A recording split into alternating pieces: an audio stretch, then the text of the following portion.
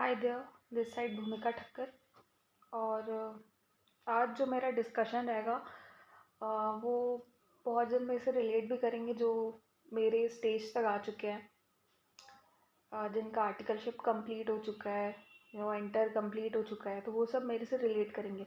लेकिन जो भी अभी सीए के बारे में सोच ही रहे हैं, या फिर आर्टिकलशिप का जर्नी अभी जस्ट ही स्टार्ट हुआ है, या अभी कर ही रहे हैं, या अभी इंटर लेवल पे है, तो वो हो सकता है उतना रिलेट ना करे, या मेरे बातों को सुन के ऐसा लगेगा कि अरे ये क्या बोल रही है, बट ये बहुत ट्रू फैक्ट है। तो मैं ये बता रही थी कि जब आज मेरा आर्टिकलशिप हो चुका है कंप्लीट, मेरा इंटर हो चुका है, सब कंप्लीट है, और मैं आज फाइनल्स पे हूँ। तो जब आज मैं अपने पीछे मुड़ के देखती हूँ अपनी जर्नी को, तो मेरे को बहुत चीज़ें ऐसे लगती कि उस टाइम जो मैं सोच रही थी और जो मैंने किया वो कुछ अच्छा ही किया, ठीक है, और जो सोच रही थी वो गलत सोच रही थी। तो जब मेरी जर्नी स्टार्ट हुई तो मेरा मन था कि मेरे को सब बाहर से ही करना है, क्योंकि होम टाउन पे इतनी फैसिलिटीज़ नहीं है। और क्योंकि वो एक नॉर्मल इंसान का होता है कि मेरे अच्छे मार्क्स आ रहे हैं तो मेरे को बाहर से पढ़ाई करना है। और मेरा जो होम टाउन है बहुत छोटा ही जगह पे है, तो मेरे को यहाँ से मन नहीं था, तो उसके लिए मेरे पेरेंट्स सपोर्टिव थे। मेरे को उन्होंने कलकत्ता भेजा, और वहाँ पे मेरा आर्टिकलशिप स्टार्ट हुआ। तो जब स्टार्ट हुआ तो वहाँ पे मेरे को पीजी पे मैं रह रही थी। तो वहाँ पे ऐसी एक दो ठो और दीदियाँ भी थी कि वो लोग थर्ड ईयर पे है, या कोई को आर्टिकलशिप के फर्स्ट स्टेज पे ही है, वैसा। तो क्या हुआ जब मेरा जर्नी स्टार्ट हुआ आर्टिकलशिप का, पहले तो मेरे को लगता था कि वो जो दीदी है वो लगता है कि मेरे को बहुत एकदम अर्ली उठती थी, 6 बजे उठ जाती थी, अपना पढ़ाई कर रही है, बहुत एकदम बहुत अच्छे से पढ़ाई करती थी। तो तब मेरे को उनको देख के लगता है हाँ यार ये फाइनल पे इतना ही पढ़ाई करना पड़ेगा हमको भी, तब जाके ही मेरा क्लियर हो। तो ये एक मोटिवेशन के तौर पर था मेरे लिए। फिर मेरे को रियलाइज़ होता है कि ये तो थर्ड ईयर ऑफ आर्टिकलशिप है, ये आर्टिकलशिप में जाती क्यों नहीं, हो सकता है इसका वर्क फ्रॉम उतना बातचीत नहीं होता था, एकदम न्यू न्यू आई थी मैं। लेकिन मेरे को इतना पता चल रहा था कि मेरे को बताई थी कि हाँ थर्ड ईयर ऑफ आर्टिकलशिप पे है वो। मेरे को लगता है ठीक है वर्क फ्रॉम होम होगा, ठीक है। तो जब मेरा इधर जाना स्टार्ट हुआ अपने फर्म पे, उसके बाद एक दो दिन हुए तो फिर मेरे को अपने में डाउट्स आने लगते हैं कि अब ये कैसे काम करेंगी, ये कैसे। अब करते करते बीच में डाउट्स आ रहे हैं। फिर मेरे को लगा कि नहीं, दीदी को तो पता ही होगा, ये तो की हुई है ना सब। तो मैंने रैंडमली जाके से पूछना स्टार्ट किया, थोड़ा थोड़ा बातचीत होने लगा, फिर पूछना पूछना स्टार्ट किया। तब जाके दीदी ने बताया कि मेरा आर्टिकलशिप मैं कर रही हूँ लेकिन वो डमी पे है। सो मैं ये 3 साल पूरे अपने फाइनल्स के स्टडीज़ पे ही दे रही हूँ। मतलब जो 2.5 ईयर होते हैं, लास्ट के तो 6 मंथ्स अब लीव मिल जाते हैं, और वहाँ पे एलिजिबिलिटी स्टार्ट हो जाता है 2.5 ईयर के बाद कि अपने आर्टिकलशिप मतलब जो फाइनल्स है वो एग्ज़ाम्स दे सकते हैं। So then I get to know कि वो डमी कर रही है। फिर डमी बात सुन के मेरे को बहुत आश्चर्य हुआ कि भाई डमी भी होता है, और ये भी हुआ कि क्या है डमी, मेरे को भी कर लेना चाहिए, कितना अच्छा रहेगा ना, फाइनल्स के लिए अभी से प्रिपेयर कर लूँगी, ये वो। बट नहीं, वो मेरे पापा मम्मी नहीं मानेंगे। वो बातचीत हुआ भी था, लेकिन अ, मेरे पापा कभी ये सब अलाउ नहीं करते हैं। वो बोले कि चुपचाप सीखने बैठे सीखो, भले अटेम्प्ट्स लगे, भले जितना भी टाइम लगे, काम सीखो, मेरे को तुमको काम सीखते हुए देखना है, ठीक है। तो ये सब बातें थी। तो उस टाइम मेरे को बहुत गुस्सा आता था कि मैं काम वाम सीख रही हूँ ये। और जो मेरा फर्म था वो एकदम मिड साइज़ फर्म बोलोगे, तो उसमें काम का रोटेशन होता था। कभी टीडीएस में हो रही हूँ, बहुत प्रेशर, जब टीडीएस का ड्यू डेट्स आ गए तो टीडीएस कर रही हूँ, जब प्रेशर आरओसी का वर्क्स आ गया तो आरओसी में कर रही हूँ, फिर इनकम टैक्स में आ गया तो इनकम टैक्स में लगी हुई हूँ। तो इस तरीके से रोटेशन होता है। तो इससे क्या हो रहा है, पूरा एक एक काम में सीख रही हूँ, ठीक है। बट आज जब मैं उस चीज़ को देख रही हूँ, और मेरे को ये सब था कि मेरे को इंटरेस्ट सब में था, मतलब मैं सीखना चाह रही थी कि इसमें क्या है, एक डीप नॉलेज लेना चाहती थी। मेरे अगर प्रिंसिपल किसी सीनियर को कोई काम दे रहे हैं तो उनसे सीखने को बोलते थे, मैं सीख लेती थी। फिर सीनियर अपने से ही कुछ काम दे देती थी, वो भी मैं करती थी, क्योंकि मेरे को था कि मेरे को सीखना है। मैं आई हूँ, इतना पैसा वैसा भी लग रहा है, ठीक है, पापा मम्मी ने मेरे को ट्रस्ट दिखाया, तो मेरे को सीखना है। यही चीज़ हुआ, मैं अपना पूरा 100% दिया मैंने। और कोई भी छोटा से छोटा काम को भी मैंने डिनाई नहीं किया। कोई सीनियर होते हैं जो छोटा छोटा काम भी दे देते हैं और अपने लिए बड़ा काम रख लेते हैं, ये नहीं कर पाओगी ऐसा, ठीक है, जैसा भी काम दिया।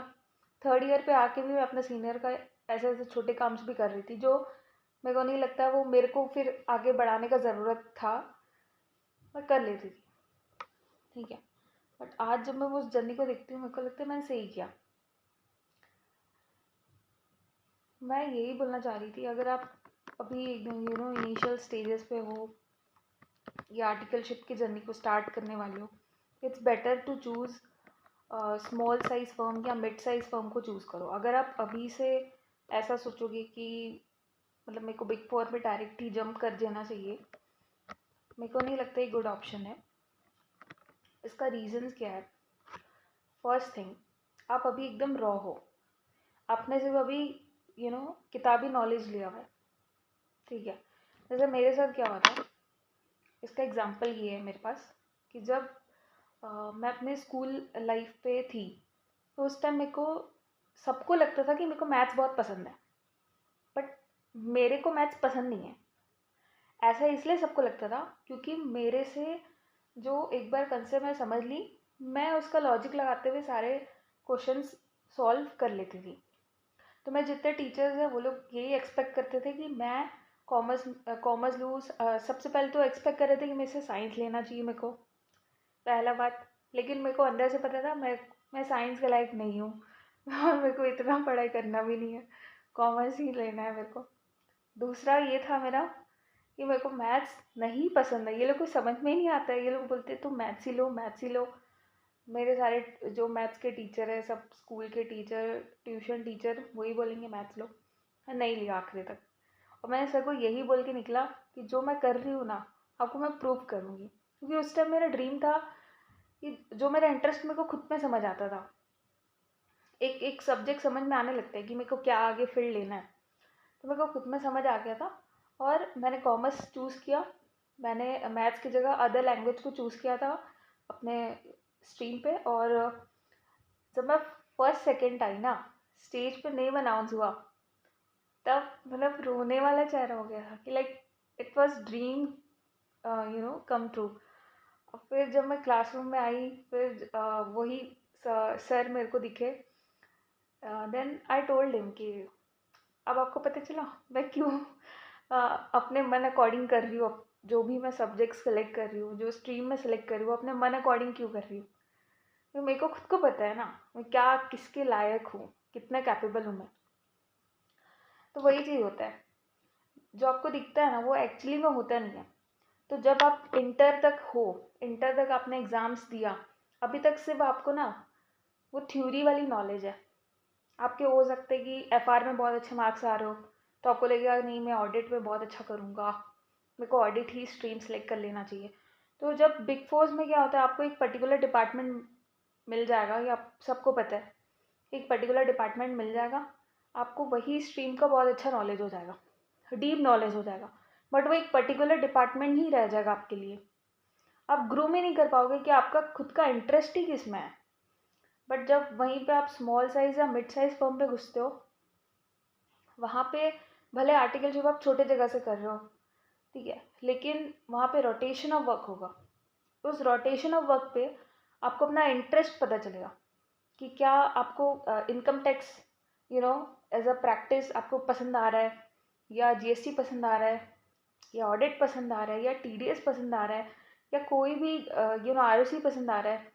जो आपका पर्टिकुलर फील्ड आपको समझ में आएगा, वहाँ पे जो आप इंटरेस्ट को बिल्ड करोगे, वहाँ पे जो आप एक लाइन ऑफ डिपार्टमेंट चूज़ करोगे, वो एकदम परफेक्ट होगा आपके लिए। सो वहाँ पे ग्रूमिंग अलाउड हो पाएगा। सो ये फर्स्ट रीज़न था कि आपको स्मॉल और मिड साइज फर्म को चूज़ करना चाहिए, ठीक है। दूसरा ये होता है कि आपको समझ में आएगा कि मेरे को आगे जाके जॉब ही करना है या बिजनेस लाइन पे जाना है, यू नो, या may be whatso ever line. अब बिजनेस में भी ऐसा हो सकता है कि फर्म भी खोल ले, या अपना ही अपना ही कोई पापा मम्मी का अगर कोई बिजनेस है तो वो, या फिर कोई अलग एक बिजनेस खोल ले किसी एग्जाम्पल में, एक डिपार्टमेंटल स्टोर, मतलब एक गारमेंट का स्टोर है, टेक्सटाइल का स्टोर है, जो भी है। अब जब जॉब है पर्टिकुलर, तब तो वो आपको पर्टिकुलर लाइन ऑफ डिपार्टमेंट पता चल गया, आप उसी लाइन ऑफ डिपार्टमेंट में अपना फोकस रख रहे हो अपने आर्टिकलशिप के जर्नी में भी, ठीक है। और अपना जो आगे का करियर है वो अच्छा जाएगा, आप उसको चूज़ कर लोगे क्योंकि आपका इंटरेस्ट उसमें है, तो आपका करियर भी अच्छा निकलेगा। सेकेंड थिंग ये कि जब आप बिजनेस को सिलेक्ट कर रहे हो, आपको उस दौरान पे पता चल जाएगा, वो समझ आने लगता है। तो आप बिजनेस चूज करो, आइदर फर्म खोलोगे तब भी आपको हर एक डिपार्टमेंट का नॉलेज होना चाहिए, हर एक लाइन ऑफ डिपार्टमेंट का, चाहे वो इनकम टैक्स है, चाहे वो जीएसटी है, चाहे वो टीडीएस है, चाहे वो आरओसी है, चाहे वो ऑडिट है, एनीथिंग। जब आप अपना ही बिजनेस कर रहे हो, कोई भी अदर बिजनेस, ये प्रोफेशनल के अलावा भी कोई स्टोर ही खोल रहे हो भले, उसमें भी अगर आपको नॉलेज है तो भी आपको हेल्प करेगा वहाँ पे। आप अपना जीएसटी खुद फाइल कर पाओगे, आप अपना इनकम टैक्स खुद फाइल कर पाओगे, अपने पापा मम्मी का खुद फाइल कर पाओगे। तो ऐसा बहुत सा चीज़ है जो आपको स्मॉल साइज़ और मिड साइज़ ही सिखा सकता है, और वो आपको आगे जाके ही काम आएगा। इसके अलावा ये चीज़ है कि आपको डमी नहीं लेना चाहिए। द थिंग इज़, आप वो दीदी जो मैं एग्जांपल में बता रही थी, वो उस दीदी ने 2 अटेम्प्ट पे ही पूरा फाइनल क्लियर कर लिया, बहुत फटाफट, इंटर विंटर सब क्लियर, फाइनल क्लियर। आज क्या है, आज मेरे को न्यूज़ पता चला कि वो शादी करके बैठी है, और ऐसा कुछ भी नहीं है कि वो कुछ अच्छे पोस्ट पे है या अच्छे जगह पे, क्योंकि इतना जल्दी सीए निकल गया, उसको अच्छे से अच्छा नौकरी मिल सकता था। लेकिन अगर आपको काम ही नहीं आता है तो आप खुद ही बताओ, आपका सीए होने के बाद भी आपका वर्थ क्या रह गया? आपको वो सीए वाला काम ही नहीं आया, आपने तो डमी ले लिया। और ऐसा भी होता है, मैंने देखा कि आप आर्टिकलशिप परस्यू तो कर लेते हो, स्टार्ट तो कर लेते हो, लेकिन आप इंटरेस्ट ही नहीं दिखा रहे।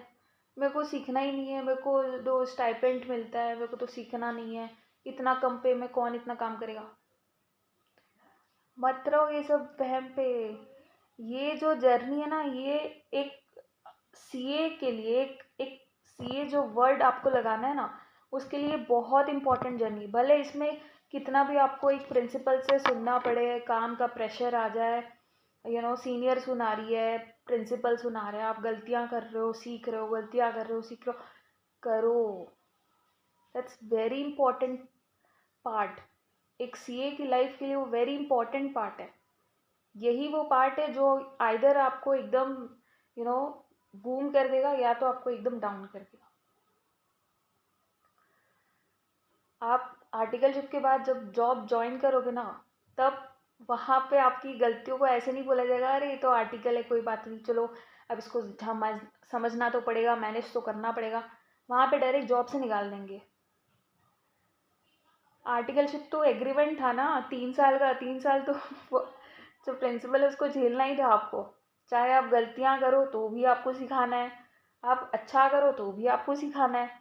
बट जॉब में ऐसा नहीं है, वो नहीं सिखाने वाला। वो वहाँ पे बैठा के नहीं बोलेगा, भूमिका ही करो तो, अच्छा नहीं आता चलो मैं बता देता हूँ, अच्छा वो श्वेता से सीख लेना, अच्छा वो XYZ से सीख लेना। वहाँ पे यही एक्सपेक्ट किया जाता है, आप सीए हो, आपको काम आता है, ठीक है। तो ये एकदम हार्श रियलिटी है। तो जब आप अगर उस जर्नी पे गुजर रहे हो अभी, या फिर आप जाने वाले हो, तो ये इसको एकदम गांठ बांध करके रख लेना, मेरे को सीखना है, मेरे को सीख के आना है। अगर काम का अलॉटमेंट मेरे को प्रॉपरली नहीं होता, मेरे को प्रिंसिपल से जाके बात करना है, मेरे को काम चाहिए, मेरे को काम करना है, मेरे को प्रेशर हैंडल करना है, मेरे को सीखना है कि प्रेशर कैसे हैंडल करते हैं, ठीक है। वो बहुत ज़रूरी है, और यही वो जर्नी है जिसमें आप सीख पाओगे। इसके बाद आपको कोई सिखाने वाला नहीं रहेगा। सो यही मेरा मेन पॉइंट था आज का, कि आर्टिकलशिप बहुत इम्पॉर्टेंट है एक सीए की लाइफ, जो सीए का जर्नी है उसमें। सो इसको प्लीज़ अवॉइड मत करना, डमी मत लेना। इसमें ऐसा मत करना कि मेरे को लैक ऑफ इंटरेस्ट के साथ चल रहे हैं, बस पार ही करना आर्टिकलशिप, नो, बस गिव योर 100%। जैसे आप एग्ज़ाम के 1.5 डेज पे कितना मेहनत करते हो एकदम, बस वो मेहनत ना पूरा 3 साल करो। वो मेहनत जब आप करोगे तो आपका जर्नी आप करियर एकदम ऐसे भागेगा। Thank you.